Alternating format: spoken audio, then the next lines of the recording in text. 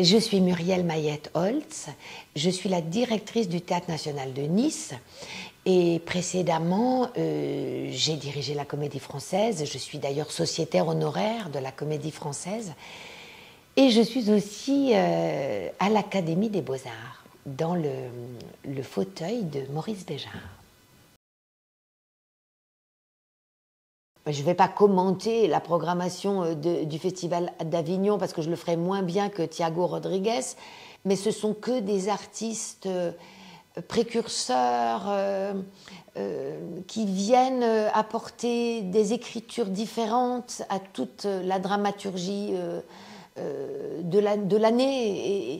Et c'est très important d'avoir des artistes qui nous déplacent. Et vraiment, c'est le rôle du Festival d'Avignon de pouvoir, à un moment donné, nous immerger, ou les professionnels ou le public, dans la diversité des écritures et les sujets qui se recoupent souvent parce que d'un seul coup, ils représentent les inquiétudes ou les sujets que la société brasse au moment où ils sont représentés. Donc, c'est une photographie fondamentale de notre pays.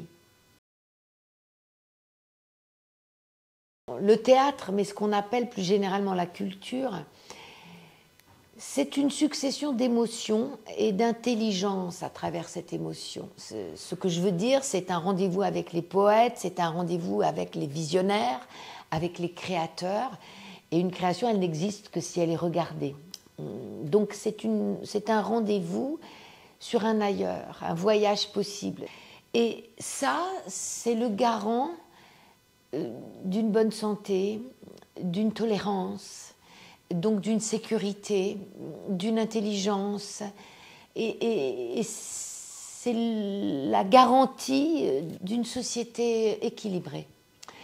Et que la région s'empare avec autant de conviction de l'importance de la culture, c'est fondamental pour être une région forte. Notre planète est en mouvement. Elle n'est pas toujours dans le mouvement qu'on souhaite. C'est un mouvement qui nous angoisse, souvent. Et tout ce qu'elle nous impose comme responsabilité écologique, nous devons d'en tenir compte. La culture, elle est un reflet de notre société, donc elle doit s'adapter à ces changements, à cette vie-là qui se transforme. Elle doit d'autant plus s'y adapter qu'elle peut résoudre aussi une angoisse d'indifférence. Et donc il est fondamental que le théâtre soit présent dans cette évolution et puisse, par ses contraintes, se réinventer autrement.